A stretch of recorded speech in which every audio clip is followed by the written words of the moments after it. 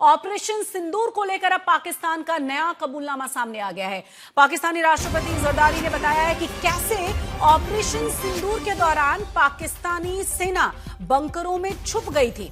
एक कार्यक्रम के दौरान जरदारी ने यह स्वीकार किया है कि तनाव के हालात में पाकिस्तान की सेना बंकरों में छुप गई थी। हिंदुस्तान पाकिस्तान के बीच में जो क्लैशेस चले थे कुछ अर्से पहले, आप लोगों को याद होंगे, बहुत कड़वाहट थी, बहुत लोगों ने इधर से उधर से हर तरह की बातें की गई जो कि यकीनन अवॉइड की जानी थी और नहीं होनी चाहिए थी। लेकिन बहरहाल दोनों कंट्रीज के बीच में क्लैशेस भी हुए और हम दुआ यही करते हैं कि आइंदा इस तरह के क्लैशेस हमें देखने को ना मिले।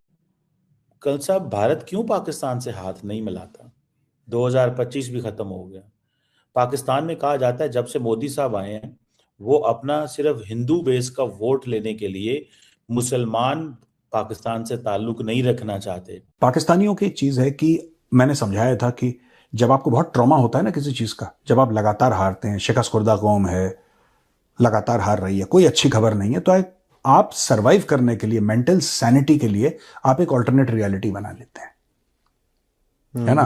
दोनों जगह पे अमन रहे, लोग जो है अपना अपनी जगह पर अपनी जिंदगी सुकून से गुजार सके। लेकिन जाहिर है कि दोनों कंट्रीज में इस तरह की क्लैशेस जो है वो कोई नई बात या पहली बार नहीं है। लेकिन इस वक्त जो पाकिस्तान जिस हालात से गुजर रहा है, जिसमें कि खासतौर पे अफगानिस्तान की साइड से जिस तरह की सिचुएशन हमें देखने को मिल रही है, ऐसे में भारत के साथ मजीद क्लैशेस या फिर कह लीजिए लड़ाई झगड़ा, नाराजगी जो है वो शायद पाकिस्तान जो है वो नहीं अफोर्ड कर पाए। कहा कि 2025 में हमने क्या अचीव किया, बहुत बड़ी चीज अचीव करी। मैं आपको बता रहा हूं, मान लीजिए मेरी बात, दुनिया में ये मिसाल क्रिएट करेगी, दी जाएगी मिसाल के तौर पर कि India entered a conflict but exerted it at the choice. नमस्कार दोस्तों, स्वागत है आपका जियो भारत में। दोस्तों, आज पाकिस्तान का वो सच सामने आया है जो उन्होंने कई अरसे से छुपा रखा था पूरी दुनिया से। लेकिन कहते हैं ना, सच्चाई छुपाई नहीं छुप सकती बनावट के उसूलों से। पाकिस्तान के राष्ट्रपति आसिफ अली जरदारी ने भरी महफिल में लाइव कैमरा के सामने अपनी ही फौज की पोल खोल दी। उन्होंने एक नया कबूलनामा दिया है कि ऑपरेशन सिंदूर को लेकर, वो ऑपरेशन जिसने पाकिस्तानी इस्टेब्लिशमेंट की नींदें उड़ा दी। जरदारी ने माना कि जब भारत ने ये ऑपरेशन शुरू किया तो उनकी फ़ौज जो बड़ी बड़ी बातें करती है वो डर के मारे बंकर्स में छुपी थी। सोचिए, मुल्क के प्रेसिडेंट खुद कह रहे हैं कि हालात इतने ख़राब थे कि उनके जनरल्स ने उन्हें खुद ये सलाह दी कि जनाब बाहर मत निकलिए, बंकर्स में छुप जाइए। ये बयान सिर्फ एक कन्फेशन नहीं बल्कि इंडियन आर्मी के खौफ का सबसे बड़ा सबूत है।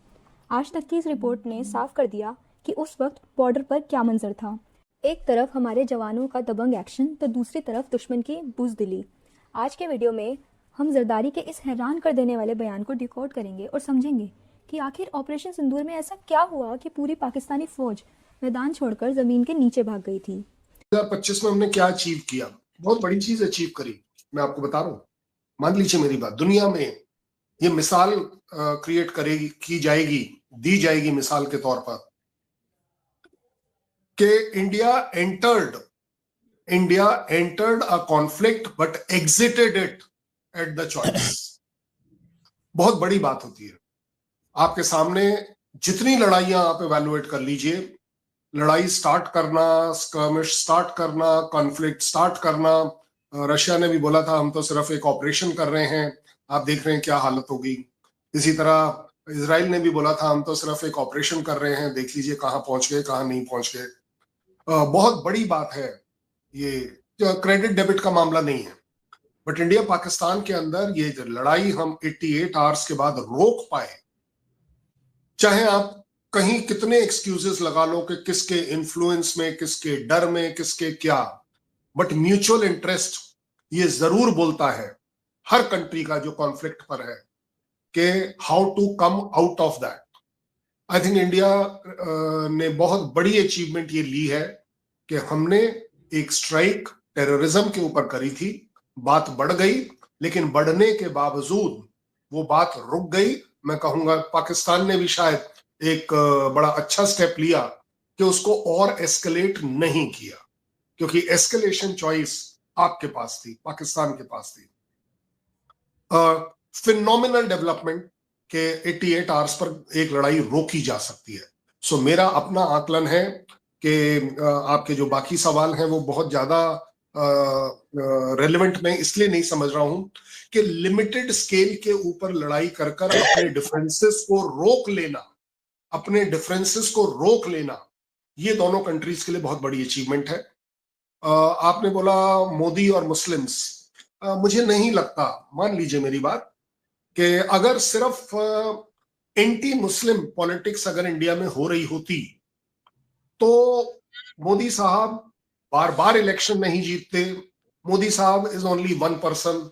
बीजेपी बार बार इलेक्शन नहीं जीतती, हर जगह नहीं जीतती, हर जगह अपना मासेस का जो बेस है वो बढ़ा नहीं पाती। बार फिर हिंदुस्तान पाकिस्तान से शुरू करेंगे। हिंदुस्तान पाकिस्तान के बीच में जो क्लैशेस चले थे कुछ अर्से पहले, आप लोगों को याद होंगे, बहुत कड़वाहट थी, बहुत लोगों ने इधर से उधर से हर तरह की बातें की गई जो कि यकीनन अवॉइड की जानी थी और नहीं होनी चाहिए थी। लेकिन बहरहाल दोनों कंट्रीज के बीच में क्लैशेस भी हुए और हम दुआ यही करते हैं कि आइंदा इस तरह के क्लैशेस हमें देखने को ना मिले और दोनों जगह पे अमन रहे, लोग जो है अपना अपनी जगह पर अपनी जिंदगी सुकून से गुजार सके। लेकिन जाहिर है कि दोनों कंट्रीज में इस तरह की क्लैशेस जो है वो कोई नई बात या पहली बार नहीं है। लेकिन इस वक्त जो पाकिस्तान जिस हालात से गुजर रहा है, जिसमें कि खासतौर पे अफगानिस्तान की साइड से जिस तरह की सिचुएशन हमें देखने को मिल रही है, ऐसे में भारत के साथ मजीद क्लैशेस या फिर कह लीजिए लड़ाई झगड़ा नाराजगी जो है वो शायद पाकिस्तान जो है वो नहीं अफोर्ड कर पाए। इसलिए हम कहते हैं कि भाई थोड़ा अमन के साथ ही चले। लेकिन खैर अगर हम बात करें इस वक्त के प्रेसिडेंट यानी कि आसिफ अली जरदारी साहब की, आसिफ अली जरदारी साहब ने जी आज यानी कि कल उन्होंने ये स्टेटमेंट दिया कि जी तुम वो दिल गुर्दा कहां से लाओगे जो हमारे सपा सालार के पास है। यानी कि उनका इशारा जो है वो फील्ड मार्शल आसिम मुनीर की तरफ था और उनका कहना यह था कि जनरल आसिम मुनीर के पास जो दिल गुर्दा और पता नहीं फेफड़े कान नाक पता नहीं कौन कौन से उन्होंने जो है बॉडी ऑर्गन गिनवा दिए कि वो कहां से लाओगे। ये कहना था जी आसिफ अली जरदारी साहब का। और कह किसको रहे थे? वो कह रहे थे जी भारत को। जी हाँ, भारत के लिए उनका ये कहना था कि हम और जहाज भी गिरा सकते थे लेकिन हमारे दिल में क्योंकि रहम बहुत है तो इसलिए हमने और जहाज नहीं गिराए। ये भी आसिफ अली जरदारी साहब का कल का स्टेटमेंट मैं आपको बता रही हूँ। शाम में उन्होंने ये भाषण दिए और उसके बाद जी उनके साथ साथ उन्होंने ये भी कहा है कि जी हम जो है हम भारत से बिल्कुल नहीं घबरा रहे और ना ही हमें कोई डर खौफ किसी किस्म का ऐसा है, बल्कि हम और भी जहाज गिरा सकते थे लेकिन हमें रहम आ। तो दोस्तों, ये है असलियत उस फौज की जो अपने लोगों को नंबर 1 होने का ढोंग बेचती है।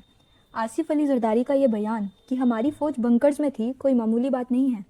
ये सीधा हमारी सेना के शौर्य और उनके साइकोलॉजिकल डोमिनेंस को दर्शाता है। जब दुश्मन का लीडर खुद ये मान ले कि उनके सिपाही लड़ने के बजाय छुपने में ही भलाई समझ रहे थे तो समझ ही चाहिए कि जीत किसकी हुई थी। ऑपरेशन सिंदूर एक मिलिट्री एक्शन नहीं था, ये एक मैसेज था कि नया भारत अब घर में घुसकर मारता है और दुश्मन को सच बोलने पर भी मजबूर कर देता है। आज पाकिस्तान के अंदर ऐसी आवाज़ें आना ये साबित करती है कि इंडियन आर्मी का डर वहाँ के लीडरशिप के दिमाग में किस हद तक बैठा हुआ है। ये कबूलनामा उन तमाम झूठे नैरेटिव्स का अंत है जो पाकिस्तान इतने अरसे से गढ़ रहा था और सबको बेचता आ रहा था। अगर आपको भी इंडियन आर्मी की धाकड़ जीत और दुश्मन के बंकर कन्फेशन को सुनकर गर्व महसूस हुआ तो इस वीडियो को लाइक करें और ज़्यादा से ज़्यादा शेयर करें। दुनिया को भी पता चलना चाहिए कि जब हिंदुस्तानी शेर दहाड़ता है तो दुश्मन कहाँ पनाह मांगता है। ऐसी ही और वीडियोस के लिए चैनल को सब्सक्राइब करना ना भूलें। जय हिंद।